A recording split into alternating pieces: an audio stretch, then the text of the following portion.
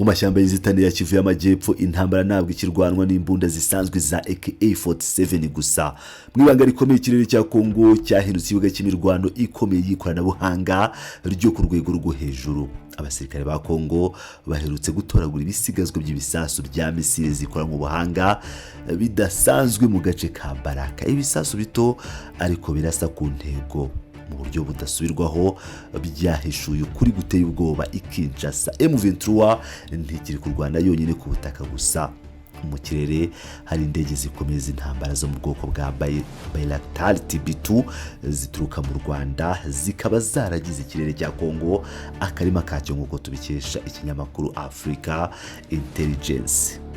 Nyamara se ni gute indege zaguzwe bwa mbere ngo zijye kurwanya ibyihebe muri Mozambique zisigaye zishwanyaguza ibirindiro bya FARDC buri munsi? Kandi se ukiza miliyari z'amadolari leta ya Kinshasa yashoye mu kugura amadrone yo muri za Turukiya n'Ubushinwa yananiwe guhagarika uyu muvuduko wo mu kirere? Banje ko ikaze, mwiriwe neza cyangwa mwaramutse neza nshuti bakunze ibisesengura ry'amakuru ya politike n'umutekano tubagezaho mu karere k'ibiyaga bigari. Ni byiza rero ko mukomeje kubana natwe muri uyu mwanya. Uyu munsi tugiye kwinjira mu nyandiko y'ibanga rya gisirikare rya Kongo ihishura uburyo amakarita y'intambara mu burasirazuba bwa Kongo yamaze guhinduka bidasubirwaho, mu gihe amaso y'abantu benshi yerekeje mirwano isanzwe yo ku butaka no ku basirikare bafite imbunda mu ntoki. Hari kandi intambara y'ibanga, intambara y'ikoranabuhanga kandi hambaye iri kubera mu kirere. Niba ushaka kumva neza impamvu FARDC ikomeje kugorwa no kwisubiza ubutaka bwayo no kumva uburyo ikirere cya Kivu cyamaze gufungirwa n'igikuta cy'ubwirinzi bw'ibisasu bya misile zihanura indege, kurikira inkuru kugeza ku musozo. Nk'uko tubikesha ikinyamakuru Africa Intelligence, ikinyamakuru maze kumenyera cyandika amakuru y'ibanga ndetse n'amakuru y'ubutasi akomeye cyane. Inyandiko y'ibanga yo ku rwego rwo hejuru yaturutse mu biro by'ubutasi bwa gisirikare bwa Kongo, urwego ruzwi nka G2, ubu yamaze kujya hanze, yerekana ko igisirikare cy'u Rwanda RDF kirimo gukoresha bikomeye indege z'intambara zitagira abapilote zikorwa na Turukiya zo mu bwoko bwa Baraka TB2. Izi drones ntabwo ziri gukora iperereza ryo kureba gusa, ziri gukora ibitero byo kurasa kandi bica ibintu mu buryo bukomeye. Mu minsi yo kuwa kane no kuwa gatanu Nyakanga, intara zo mu burasirazuba by'umwihariko mu gace ka Baraka mu ntara ya Kivu y'Amajyepfo habera ibitero bikomeye cyane. Abatasi ba gisirikare ba Kongo bagiye aho ibyo bitero byabereye maze batoragura ibisigazwa ndetse n'ibindi byashwanyaguritse by'ibyo bisasu. Bimaze gukorerwa isuzuma rya tekinike ryimbitse mu buryo bwa gihanga, basanze ari byo bisigazwa bya misile ngo bitibeshya bizwi nka MAM-L. Reka nsobanure gato. Misile za MAM-L zikorwa n'uruganda rwo muri Turukiya rwitwa Roketsan. Ni misile ntoya mu biro ariko zifite ubuhanga buhambaye bwo kuyoborwa n'urumuri rwa laser, ibyo bita laser guided, mu buryo ahantu yatumwe hadashobora guhusha. Izi misile zo zikunze kwikorezwa ndetse n'ibihangange bya drones za Baraka TB2 cyangwa TB2. G2 rero y'Kinshasa isobanura ko ibyangiritse mu birindiro bya FARDC mu gace ka Mulima, aho habaye ibitero byikurikiranya bigera ku 8 mu ntangiriro za Nyakanga. Ari binini cyane kandi bikabije ku buryo bidashobora kuba byarakozwe n'imbaraga zisanzwe cyangwa intwaro umutwa M23 usanzwe utunze wonyine. Kinshasa yemeza 100% ko byakozwe n'indege za TB2 z'igisirikare cy'u Rwanda RDF ziri gufasha uyu mutwe gufata no gushimangira ibirindiro byawo. Mwakwibaza muti ese u Rwanda rwakuye izi drones ndetse kubera ikizije muri Kongo ubu? Inyandiko z'ubutasi bwa Kongo ivuga ko ubwoko bwa Baraka TB2 ubusanzwe bwaguzwe n'igisirikare cy'u Rwanda RDF mu minsi yashize, bufite inshingano zihariye gukoreshwa mu bikorwa byo kugarura amahoro no kurwanya ibyihebe bya Kisilamu mu ntara ya Cabo Delgado muri Mozambique. muri Rwanda rwasaruye amahirwe menshi ubwo rwatabaraga Mozambique rugahashya biriya byihebe, kandi ikoranabuhanga ryo mu kirere ryafashije ingabo z'u Rwanda cyane. Ariko amakimbirane yo mu burasirazuba bwa Kongo yagiye afata intera, ndetse u Rwanda rugakomeza rugaragaza uburyo Kinshasa icumbikiye umutwe wa FDLR wabasize bakoze jenoside yakorewe abatutsi mu Rwanda. Ibintu byamaze guhinduka. Igice kinini cy'izo drones zari muri Mozambique ubu ngo cyaragaruwe mu karere cyerekezwa ku mpaka n'intambara ibera mu burasirazuba bwa Kongo, nubwo leta zunze ubumwe za Amerika zafatiye ibihano igisirikare cy'u Rwanda RDF n'ibigo bimwe mu kwezi kwa Gashyantare kubera ibikorwa byarwo muri Kongo. Ibi ntibyabujije ko ubushobozi bwa gisirikare bukinjizwa ku bwinshi mu mirwano ku rubuga. Kinshasa ivuga ko uru rugamba rwo mu kirere rudakoreshwa ahantu hamwe. Iyi myitozo n'ibitero byo gufasha M23 birimo gukorerwa ku bibuga by'indege bitandukanye biri ku butaka bw'u Rwanda. Ako kano mukumve neza ahantu. Iyi nkuru ya Africa Intelligence bavuga ko bakoze ubutasi buhambaye, abaravuga ngo ku isonga haza ikibuga cy'indege cya Kamembe giherereye mu majyaruguru y'uburasirazuba bwa Bukavu ku mupaka uhuza ibihugu byombi. Ku bantu bakurikiranira hafi amakuru y'umuryango w'abibumbye, muzibuka ko muri raporo y'impuguke za Loni yo mu kwezi kwa Nyakanga 2025 bari baragaragaje ko hari indege zifite imiterere isa n'iya Baraka TB2 zagaragaye ku kibuga cya Kamembe. Kinshasa ihamya ko ariho hagurukira ibitero binigira amajosi abasirikare ba FARDC ku rundi ruhande ruzunguruka Kivu. Ariko ntabwo ari Kamembe gusa. Urwego rw'ubutasi bwa Kongo runemeza ko igisirikare cy'u Rwanda RDF kirimo gukoresha mu buryo bw'ibanga ikibuga cy'indege gito cyane cya Minembwe. Uriya Minembwe iherereye mu misozi miremire cyane ya Kivu y'Amajyepfo, aho gushyika haba hatoroshye kubera imiterere y'isi n'imihanda mibi cyane yo muri kariya gace. Ikinyamakuru Africa Intelligence cyahishuye ko ubutasi bwa Kongo ubukeka ko ubu ikibuga cya Minembwe gisigaye kigwaho indege yo mu bwoko bwa Antonov AN-28 ishinzwe gutwara ibikoresho. Kinshasa ivuga ko indege ibyo izana atari ibiribwa gusa, ahubwo izana intwaro zikomeye, ibikoresho by'itumanaho rya gisirikare rigezweho, ndetse rimwe na rimwe hakazanwamo na za drones nini, kuko ibyo bikoresho ntibishobora kugezwa ku rugamba hakoreshejwe imodoka kubera imihanda mibi n'ibirindiro bya FARDC biba biri mu nzira.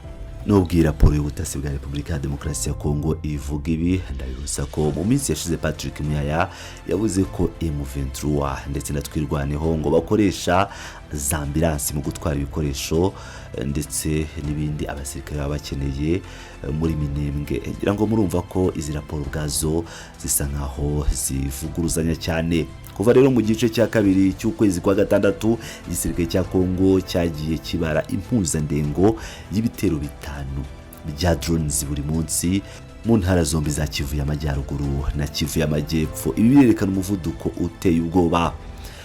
Wakwibaza uti niba FARDC na leta ya Kongo izi ko indege ziri kuguruka mu kirere cyabo, kubera iki batazirasa ngo bazihanure? Igisubizo ni kimwe, ikirere cyamaze ngo gushyirwaho igikuta cy'ubwirinzi kidashobora kumenerwamo. Abasesenguzi b'Kinshasa ngo bavuga ko izo drones za TB2 kugira ngo zikore ibitero byazo zizeye umutekano mu kirere cya Kongo, zikurindwa mu buryo bukomeye na systeme z'ubwirinzi bw'ikirere zigezweho zo mu Bushinwa, Chinese Surface to Air Systems. Ibikoresho byo mu bwoko bwa Yitian L bikorwa n'uruganda rwo mu Bushinwa rwitwa Norinco. Urwego rw'ubutasi rwa Kongo rurahamya ko zamaze kugezwa ku butaka buri mu maboko y'umutwe wa M23 imbere muri Kongo. Izi ntwaro zagenewe kurasa indege zose zigerageje kwinjira aho zikambitse, ariko ntibigarukiraho. Harimo n'ubundi bwoko buri ku rwego rwo hejuru cyane bwa misile zihanura indege bwakozwe n'urwo ruganda rwa Norinco buzwi nka Sky Dragon 50 cyangwa Tiro 50, ubwo buri gukorera ku butaka bw'u Rwanda hafi y'umupaka. niba mushidikanya ku mbaraga z'ikoranabuhanga ibijyanye na Sky Dragon 50 byamaze kwigaragaza mu kwezi kwa Nzeri no mu Kuboza 2025 ubwo systeme yakoraga ibitangaza igahanura indege y'intambara ya FARDC yari migerageza gukora igitero mu mirwano ya Uvira. Kuva ubwo abapilote ba Kongo bafite ubwoba bwo kwinjira muri kariya gace ngo kugira ngo ibi bikoresho by'ubwirinzi bitaraswa ndetse n'ibisasu bikomeye bya muzinga za FARDC cyangwa imizinga ihambaye ya leta ya Kongo, abasirikare babihindurira amakambi buri munsi cyangwa buri masaha bakabigemura ahantu hakomeye ku buryo nta muntu wapfa kumenya aho biri. Ubwo ikinyamakuru Africa Intelligence cyageragezaga kubaza Minisiteri y'Ingabo z'u Rwanda ku byerekeye ibi bikoresho byo mu kirere, u Rwanda rwasubije ngo mu buryo bukomeye cyane nk'uko babivuga ngo harujijisha ngo cyangwa rwirengagiza kugira ngo rutabivugaho. Reba ibintu bibabaje ariko birenze n'ubwenge ku rwego rwa gisirikare. Kuva intambara yatangira, leta ya Kinshasa iyobowe na Perezida Felix Tshisekedi yakoresheje amafaranga atagira ingano, avuga ko ari miliyari z'amadolari nyinshi cyane, tens of billions of dollars, bagura intwaro nshya mu gutoza abasirikare ndetse no kugura indege z'intambara zitagira abadereva. Kinshasa yamaze kugura amadrone manini yo muri Turukiya yitwa Anka akorwa na Tai ndetse n'amadrone y'Ubushinwa yitwa CH4 attack drones, nyamara byose byabaye imfabusa ku rugamba muri Kivu. Kuko ibyo byose Kongo yaguze byananiwe gukora ibyo bayiraktari ngo ya RDF ikora cyangwa M23. Ikinyamakuru Africa Intelligence gitangaza ko izo drones zihambaye za FARDC zicumbikiwe cyangwa zapakijwe zikaba zibitswe ku kibuga cy'indege cya Kisangani kure cyane y'uburasirazuba aho intambara iri kubera. Leta ya Kongo iri kugorwa ku rwego rwo hejuru no gukora strategy iboneye, ntimenya gukoresha za drones ngo ihagarike umuvuduko wa M23 no kongera kwinjira mu turere twigaruriwe. Muri intambara yo mu kirere, FARDC iri guhura n'umwanzi ufite ikoranabuhanga ritangaje mu butasi bwo mu kirere, misile ziyoborwa n'ikoranabuhanga ridahusha ndetse n'igikuta cy'ubwirinzi kibabuza guhumeka. Noneho asymmetry yo mu kirere yabaye nini cyane ku buryo ibitero bya FARDC bitakigerageza no kurenga imbibi z'ikirere cya Kivu yo hafi yaho bari. Umwanzuro uruhererekane rw'ibitero bya drones n'intwaro z'ubwirinzi zikomeye mu burasirazuba bwa Kongo berekana ku mugaragaro ko intambara yahinduye isura. Amasezerano y'amahoro yo mu karere yakomeje guhera ku mapuro mu gihe mu kirere ikoranabuhanga ryo muri Turukiya no mu Bushinwa riri gukoreshwa kugira ngo rigenze kandi rigene uza umuyobozi n'uzatunga ubutaka buhambaye bwa Kivu ndetse n'uzahagarika ibibazo abaturage b'abanyamurenge ndetse n'abavuga ururimi rw'ikinyarwanda by'umwihariko abatutsi bo muri Kivu y'Amajyaruguru bakomeje kugenda bahura nabyo ubuziraherezo. Ese abantu ba Kinshasa bazakomeza gutangaza ko bazabohora buri gice cya Kongo bakoresheje imirwano mu gikirere cyabo gihagarikiwe n'ingabo n'intwaro z'umwanzi badashobora kureba cyangwa kurasa, aho igisirikare cya Kongo gishobora kuzakomeza kugenda kigabwaho ibitero kidashobora kuba cyakumira? Gaho nangereka nkubaze ikibazo cy'amatsiko, ese ubona ari iriheherezo mu kurengera abaturage b'abasivili bakomeje kugirwaho ingaruka n'imirwano y'ibisasu bimanuka mu kirere bidasakuza? Tanga itekerezo cyawe muri comment hano hasi utubwire uko ubona iyi ntambara y'ikoranabuhanga mu karere k'ibiyaga bigari. Urakoze cyane kubana natwe muri iyi nkuru icukumbuye.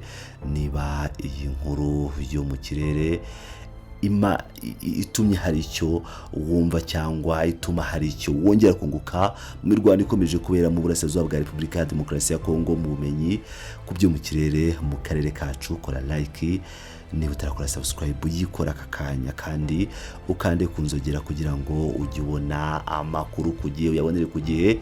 Iri sesengura ryanjye rya Geopolitics ndetse n'umutekano. Turongera guhura mu yindi nkuru mu kanya.